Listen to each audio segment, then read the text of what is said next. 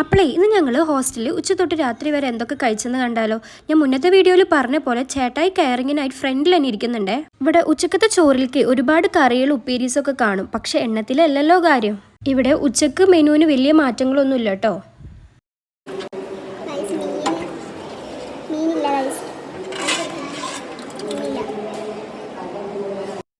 ഇത്രയും മീൻ കറിയിൽ ആകെ 1-2 മീൻ കാണും. അതാണെങ്കിൽ ആദ്യം വരുന്നവർക്ക് കിട്ടും ചെയ്യും. അങ്ങനെ കേട്ടോ ഇവിടുത്തെ അവസ്ഥ.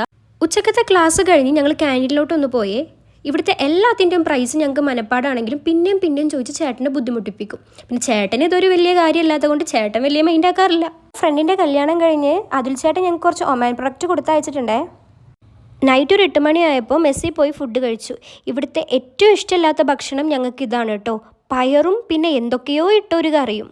ഒരേ റൂമിൽ ഇത്ര നേരം ഇരുന്ന ആൾക്കാരാണെങ്കിൽ ഇവിടെ വന്നാൽ ഒരു 1.5 മണിക്കൂറിന് കഥ പറയാനുണ്ടാവും. പിന്നെ ചേട്ടൻ കൊടുത്തയച്ച കാരണമാണ് ഞങ്ങൾക്ക് ഇതെല്ലാം കിട്ടിയത്, അല്ലെങ്കിൽ ഇതൊന്നും